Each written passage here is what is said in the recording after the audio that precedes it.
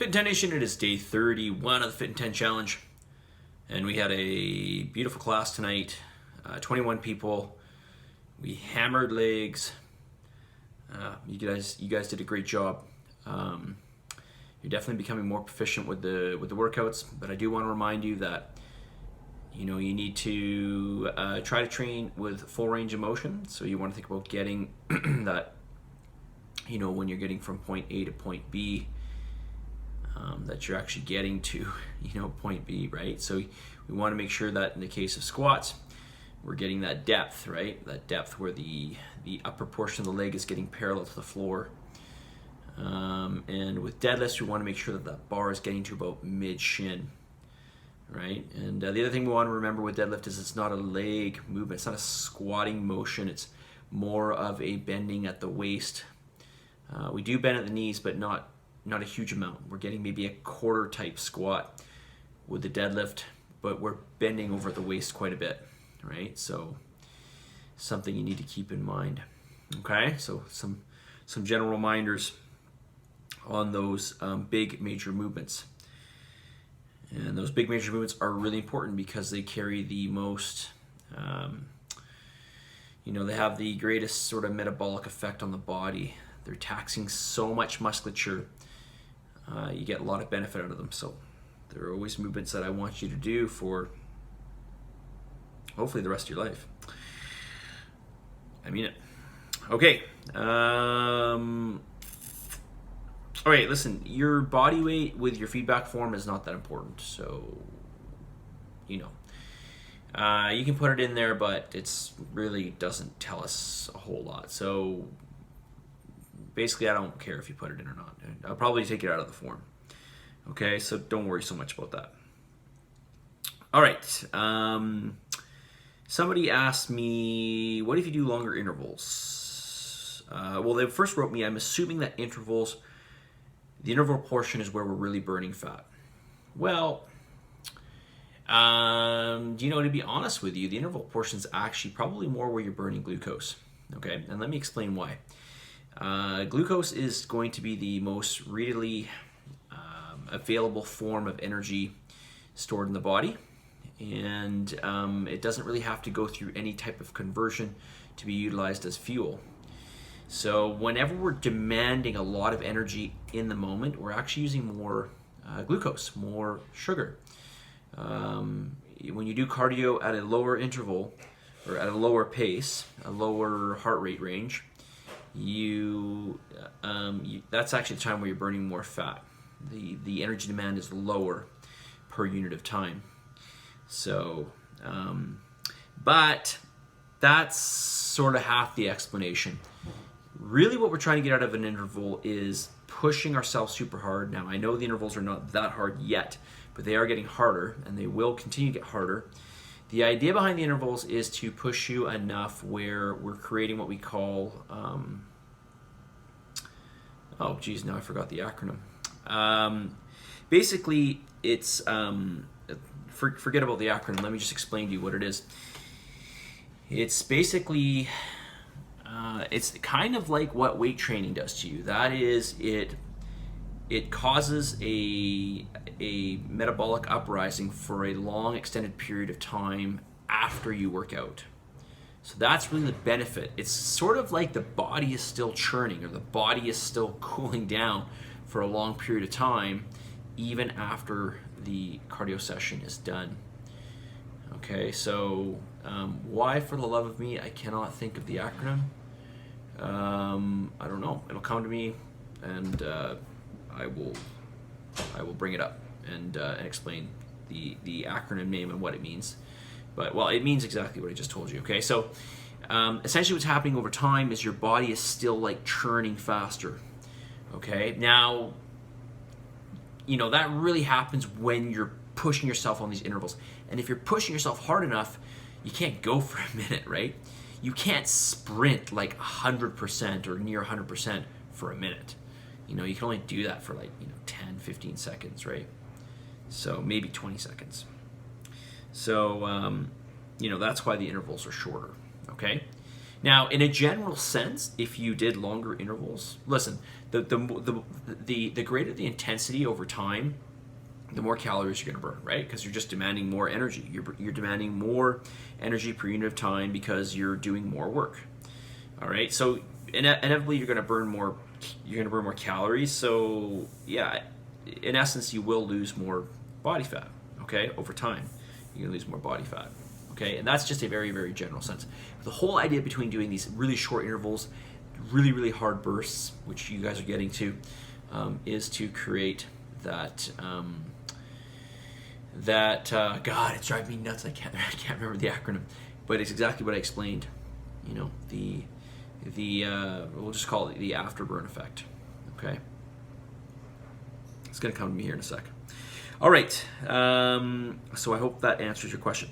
All right, quickly here, I wanted just to talk about this bread. This is Silver Hills Sprouted Power Big 16. It's made with sprouted wheat. This is a great bread. You can have pretty much any kind of bread, but I wanted to talk a little bit about this and the glycemic index because I brought it up, I think it was yesterday or the day before. I think it was yesterday. And I wanted to ask you guys what you think in terms of the glycemic index. So this is a complex carbohydrate. So is it going to have a high glycemic index or a low glycemic index? So let me read off some of the macros on it. Okay, we got 1 gram of fat per slice of bread. We've got 18 grams of carbs per slice of bread. We've got 4 grams of fiber in each slice of bread. We've also got 6 grams of protein. Okay, so, you know, what do you think? Is this going to be lower or higher glycemic index? Why? Well, you can't answer me because I can't hear you. Well, you can ask me, but I can't hear you. And the video will be done, and so it's not really going to work out. So let me just answer this for you. So this is going to have more than likely a lower glycemic index because of the amount of fiber. The fiber is going to slow down the release of the sugar, the rate at which this carbohydrate breaks down, and that's a better thing for fat loss, okay, or managing weight, because we don't get that huge spike in blood glucose, right? Remember, if you spike blood glucose, the body has to do something with that. It can't just sit in the bloodstream. It has to get rid of it. So it's either going to go to your liver, or it's going to go to your muscles, or it's going to be used as energy right on the spot if you're doing lots of activity, or it's going to go to fat. Okay. And fat has a lot of insulin receptors. I won't get too much into it right now, but basically you can look at, fat is our savior for getting, essentially sugar out of the bloodstream. Okay, but it also is our nemesis at this day and age because we don't want to get fat, okay? All right, generally speaking, we don't. So, something to think about. I'm telling you this because I want you guys to have this better understanding of when you pick up food and when you read labels and what you can expect, okay? All right. But also, let me mention this. Something can have a high glycemic index, but it may not have a high glucose load, and so therefore it's not really going to make a difference. An example would be, you have, this much white table sugar, okay? Glycemic index is like super high, but how much of a glucose load is that? It's like nothing, right? So you have to look at the glycemic index plus the amount, okay? So the total glucose load. Okay, and remember, obviously, well, you already know because I'm telling you that fat and fiber, this being high in fiber, reduces glycemic index. So when you're having a high glycemic food and you mix in some protein, some fat, and some fiber in there, you're going to lower the glycemic index. All right, I think I've said enough on that. 9 minutes. Let's get to the message of the day, and it goes something like this. The day you plant the seed is not the day you eat the fruit. The day you plant the seed is not the day you eat the fruit. So what am I saying here? Don't expect an immediate return on what you're putting in, okay? Things build up. We're laying out the foundation. We're working here. You can't expect results already, but obviously you're going to see some results. But, this is really a long-term thing. This is really a lifestyle. This is really something that, you should incorporate ongoing throughout your life, hopefully. It's meant to be sustainable. Okay? So, listen, whether you like it or not, you should be doing exercise regularly for the rest of your life. We're not meant to be sedentary. So, you might as well accept the fact that you have to make it part of your lifestyle. Each and every one of us. You can't escape it. You can't run away from what you can. But, you're going to have to deal with the consequences. We're not made to be sedentary. We're not. We're just not. We're made to be active every day. That is what our genetic heritage is based on. Okay? Maybe it'll change in a few centuries. Maybe we'll adapt more to being more sedentary, but I don't want to be the person to have to lay off that. Okay, I want to have a good life. All right, so and so should you. So you want to make sure that this is I hope you don't look at this as just a challenge. I hope you look at this as something that you'll put in for the rest of your life. All right, so the day you plant the seed is not the day that you eat the fruit. All right. I'm going to continue this quote. Be patient, be humble, keep moving forward, and know that all this hard work will produce the results you've been looking for. All right? The key take-home message is this: the day you plant the seed is not the day you eat the fruit, for God's sakes. Be patient. Make this lifestyle-based, and trust me, you'll be happy with.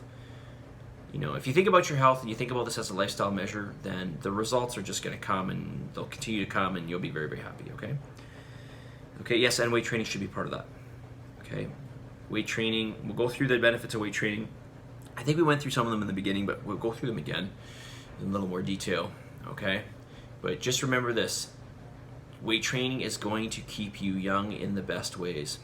I don't mean this from just a vanity standpoint. I mean this from a health standpoint. I mean this from a functional standpoint. I mean this from a physiological standpoint. Okay?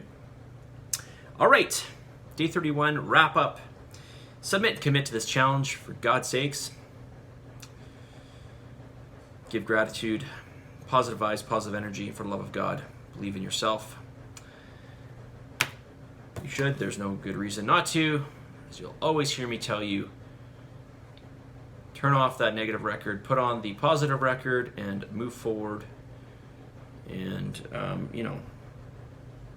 double what you're capable of. Because, like I said, you're capable of 100 times more than you think. I mean that. I surely do. I'm not just saying that lightly. So, let's just double our efforts, and I think you'll be quite happy with what you can achieve. All right, enough rambling on my part. I will see you guys again this week. Probably not till Friday, because Martine's going to teach Wednesday. I'll talk to you guys all soon. 13 minutes.